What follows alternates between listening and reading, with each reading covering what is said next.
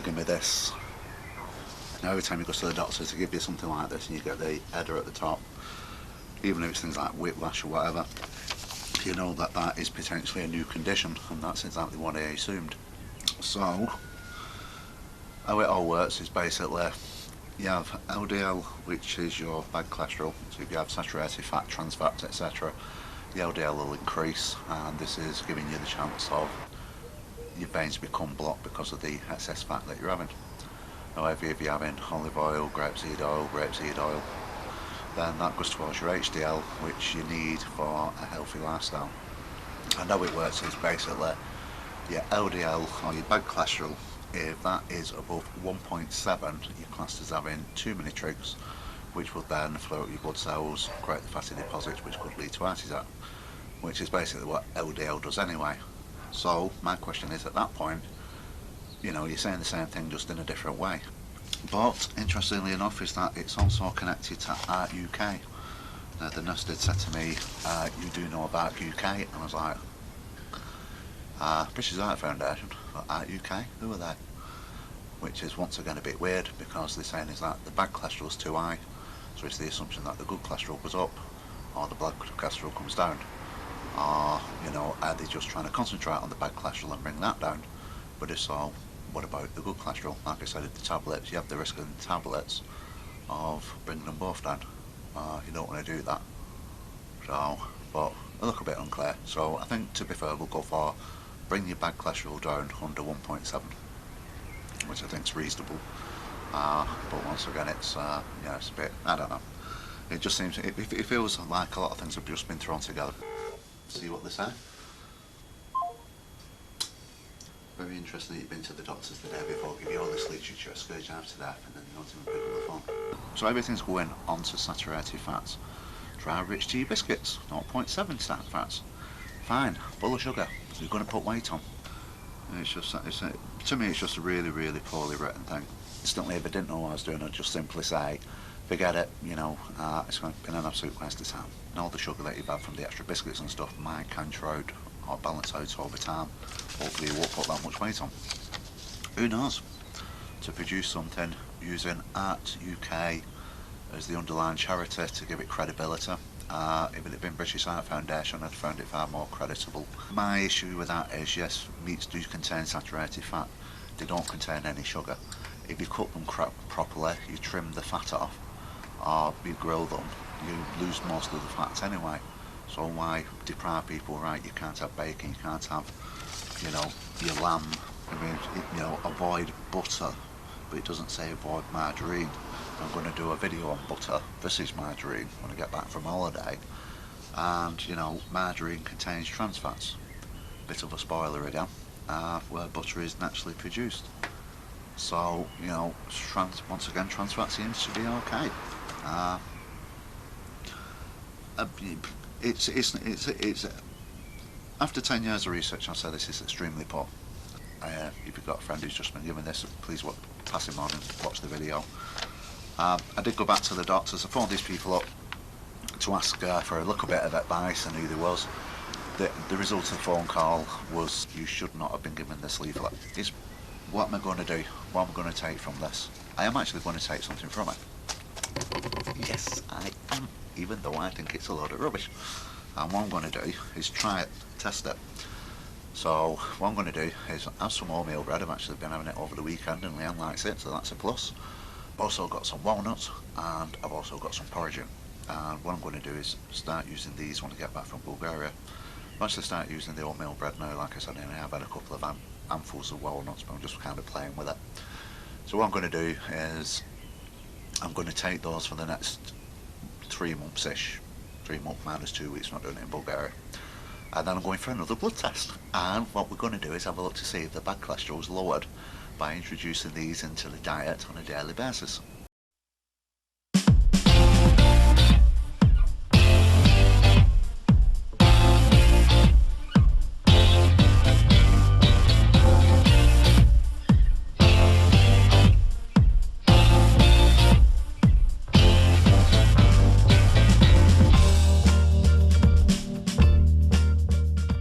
Well, that was 6 months ago. Now it's time to see what happened and what the result is.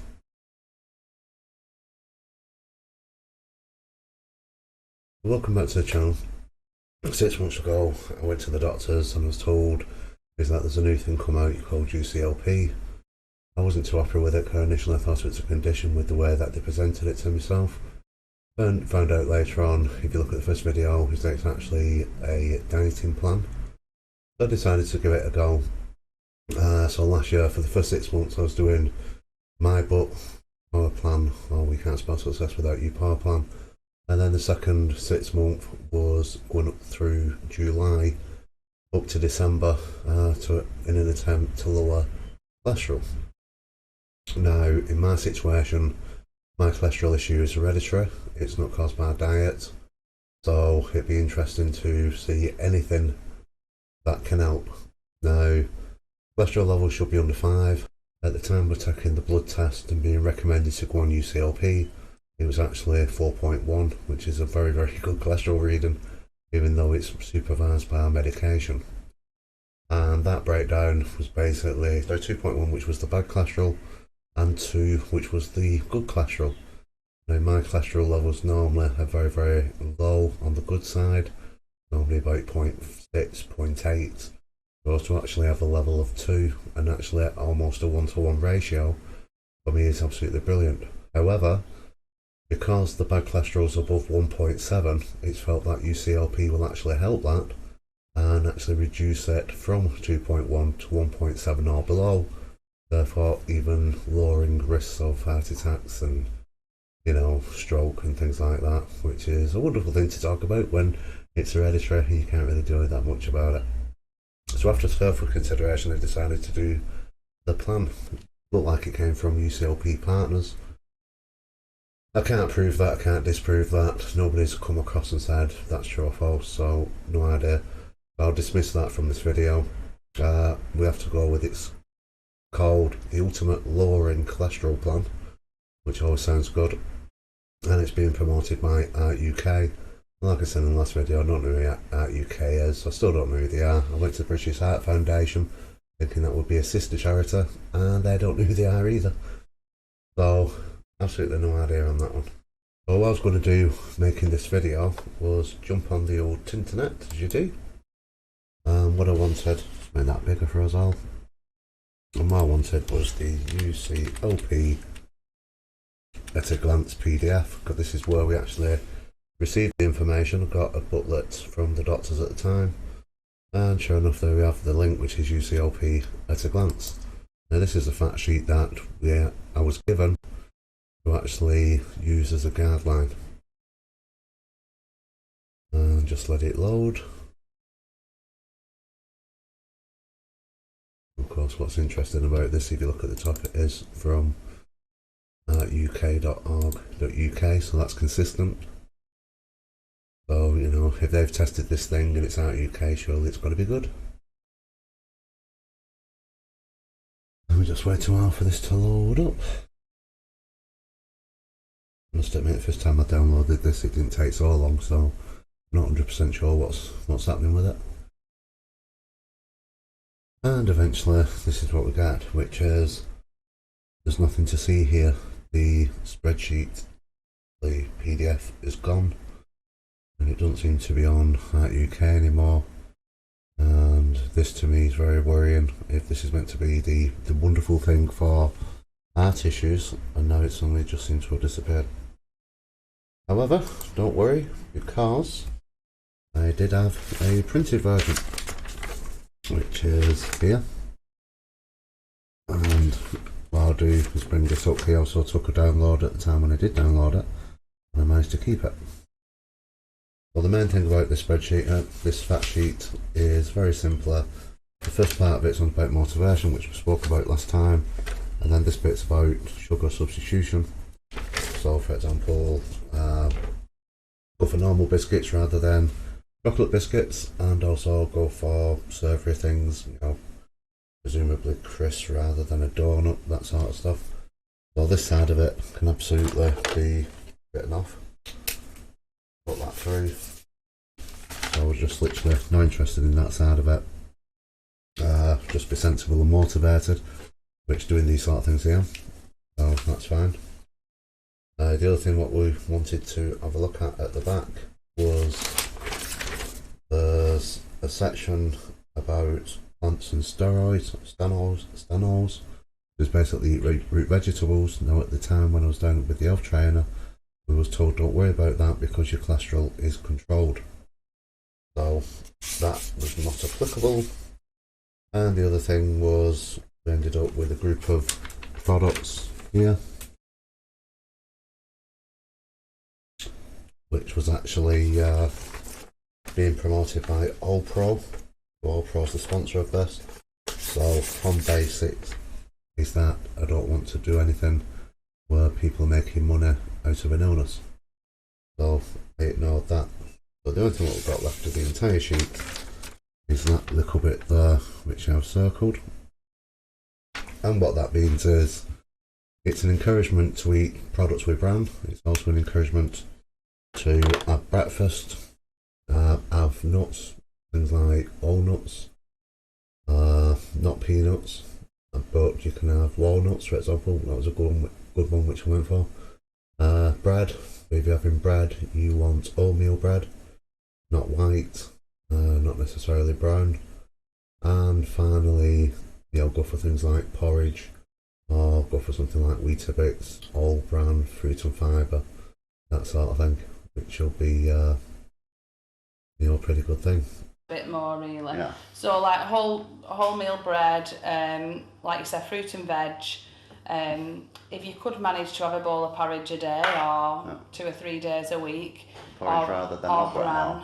Yeah, I thought the bran, all bran, full bran would have been better, I don't know. Porridge. Well, it's just that porridge oats, I'm not talking about ready Brecon, No. these ones that you put in the microwave. Proper porridge oats, they're known to reduce bad cholesterol. Right. That, exercise wasn't included in this, made it perfect for the time. But that's all what it is. So what we're trying to do is eat those. There's like your nuts, have your porridge, have a good breakfast with fibre in it, and have wholemeal bread, that sort of thing. Just be a bit more conscious about fibre and eat that. Now at the time, my concern was very simple, is that if you're eating nuts and bread, it's going to slow the digestive system down, which I would predict would gain weight. Very, very simple. So, 2 tasks what we've got really is 1, don't gain weight, and 2, using what I've just said, reduce the LDL or bad cholesterol in the bloodstream from 2.1 to 1.7, therefore improving the overall cholesterol reading from 1.4 to 3 whatever it would be. So what I want to do now is just have a quick look at the historical blood tests which I had up last time, and like I said, the overall cholesterol reading 4.1 with good cholesterol of 2 and bad cholesterol of 2.1. So that's our start point. And if I bring up a weight chart, you'll see is that for the first 6 months whilst using the power plan which I've written, is that the weight steadily decreased right the way through to June, and then I decided to switch to UCLP. Now looking at the next 6 months, we can see that the weight is steadily increased, almost a mirror, so almost doing the exact opposite effect from what my plan does. To the point where the 6 month weight loss which I did on my plan seems to have been reversed by the end of UCLP. So the fears that I had about weight loss, and don't get me wrong, like I said, it's almost like an hereditary problem with weight. It's not, but when I was 1 I was a stone, when I was 10 I was 10 stone, when I was 17 I was 17 stone. I'm 49 now, so really I should be 49 stone. So to actually be quite big but be under, at the moment probably about 18 stone 10, but I'm very fit without no diabetes or anything, which is brilliant, and that's all credit to the plan. If I hadn't done that, 49 would have been easily 49 stone. And if you actually look at the graph, there's a line there which is just above. In fact, there's 2 lines, and that's showing the weight for the last couple of years, so that's 2016 and 2017 prior to going onto the plan. And if you look at the weight that we're at the end of UCLP, we can see that it's still a couple of stone under the weight which was about 12 months ago, and once again that's the effect of a plan. So this is now 12 months on, and I've still got a good few stone off. I was 21 stone in November, 6th of November in 2017. So, and that's the day I got diagnosed with diabetes type 2. It's actually good is that the weight still is off, but very, very disappointing that UCLP has encouraged the weight to go back on again. But one of those things, you're looking at it positively. If this is now actually help with the cholesterol levels, then that could be a small price to pay. So at this point in the video, what I wanted to do was simply look at the past results. I know I kind of briefly touched it, but I just wanted to give it a little bit more justice. And also when I was doing the video, as you can probably tell, I was really down because this was quite an upsetting thing. So the first thing I want to say is that the cholesterol level before the plan was 4.1, which consisted of bad cholesterol, or LDL, at 2.1 and good cholesterol at 2. So we like your tricks. These are HDL is the good cholesterol and non-HDL is bad, and then as well as that, trigs are bad. So they're the ones that lay down fatty deposits in your vessels, and that's what we worry about for causing heart disease and stroke. Yeah. So your level at the moment is above what we recommend. It should be less than 1.7 and it's 2. And your good cholesterol's a bit below what we like it to be. Yeah, well that's always, since I've started with atorvastatin, that's always come down almost equally to the bad cholesterol. Has it? Right. So say if it was like that when I was 8, when I've got down to 5, it's kind of it's done always it that fallen, way. right. Yeah. Ways of increasing your amount of good cholesterol. I mean, your ratio of good to bad is actually good. So what was actually hoping for a good result of that LDL going down to 1.6. So if we look at this slide, we can see if the LDL did go down to 1.6, or the bad cholesterol, therefore reducing heart attack, strokes, etc., and the good cholesterol increased to 2.5, that would still give us a reading of 4.1. But the good cholesterol has risen quite a lot, which would then help to filter out the bad cholesterol. So moving forward, this would be an absolutely excellent result. But it'd be ideal to get the good cholesterol risen, Yeah. if possible, which is almost impossible to do. I know, it is hard. But nobody's mentioned about the bad cholesterol being at a certain point. Or if the bad cholesterol is reduced to 1.6 and the good cholesterol stays at 2, then once again the good cholesterol is above the bad cholesterol, which means that this would be more maintainable moving forward, because the good cholesterol will help to get rid of the bad cholesterol and control it. However, this would mean that the overall cholesterol level would be 3.6, which I think would probably be low, but it's currently at 4.1, so that would just simply be 4 points less than what it is now. But these are the type of results which I'll be expecting. Now let's have a look at the actual result to see what happened. So what we'll need to do now is have a look at the cholesterol reading, and this is the cholesterol reading after the plan, the UCLP plan. And what we discover is the overall cholesterol reading is now showing an increase from 4.1 to 4.7, which is extremely disappointing. The bad cholesterol, the LDL, is now 3.4, which is a huge, massive increase. That's jumped quite literally from 2.1 to 3.4. And the good cholesterol is down to 1.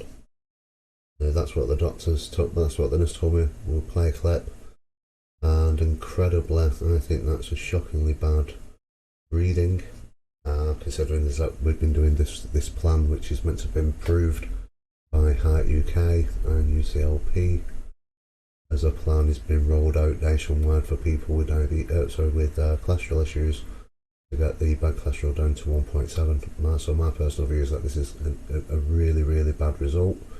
It might not be reflective of anybody else who's actually been on these plans, because once again mine is hereditary, and a lot of people may have just had bad cholesterol due to lifestyle. Right, so you know that your cholesterol's split into good and bad. Yeah. So your good cholesterol is supposed to be above 1. Yeah. So yours is 1. Right. So it's a little bit high. Yeah, because that's what was used in UCLP to try and get it down to 1.7. Right, okay. And that result, it's actually taken the HDL further down, rather than the LDL further down. Yeah. So that was a rubbish plan then. Because what happens is your good fats carry your bad fats and kind of like it helps to get rid of them. So the more good fats you have, we can get rid of the bad fats. Yeah. So, but your overall cholesterol is 4.7. Yeah. Well, the overall cholesterol is 4.7 and we want it below 5. Yeah. So it's fine. So there we go. And, you know, I can only say I'm disappointed. I'm extremely disappointed because I hadn't to bother with this and I really didn't want to do it. And on the last minute I thought, oh, go on, then I'll give it a go. Just because it's a possible lifeline for anybody with hereditary cholesterol issues, full stop. But to get such a poor result, in my view, I know the NHS there is saying it's a good result, but I wish I'd have just carried on with the power plan, and I just wish the NHS would have just said, oh, you're doing brilliantly, your diabetes is reversed, or did you have diabetes in the first place? Want to know what I'm talking about? Go and have a look at the diabetes part 2 video. Shocking results from the NHS. Still not got over that. So my question is, this obviously hasn't worked for me. Has it worked for you? Have you tried UCLP? If so, use the comments below. I'll be really interested. I'll be interested to see what you did. I'll be interested to see how you found the plan itself. I'd also be very interested to see if you actually lost or gained weight, and extremely, in fact, beyond interested if that your LDL level has gone below 1.7. Because of it, as that for people with non-hereditary cholesterol issues, that would be a really good result. So we're now coming up to February. So what I'm going to do in February is restart the plan. We've got another blood test in April, which is the 12-month one for diabetes type 2. I'm hoping that by going on UCLP hasn't really messed that side of it up. It has been a 6-month break from my plan, so I'm eager to get back onto it and try and get some weight off again. I will get some weight off again, but the nervy bit for me is to see what the HbA1c reading is in April. But you know, we'll see what happens at that point. I would say probably the only lesson learned for me is I've developed a book over 30 years. I've been writing it since 2009, and I'm just waiting for the proofreaders to get back to me. I've got 2/3 of it back. I'm just waiting for the last third, then I can do the line editing. It will be out in 2019. And it will be out as soon as possible in 2019, and I just hope that this can help people as much as what it's helped me to control your weight better. And if you've got the same issue which I've got, you just look at food you put weight on. It's a wonderful solution, especially when you try diets and they fail constantly.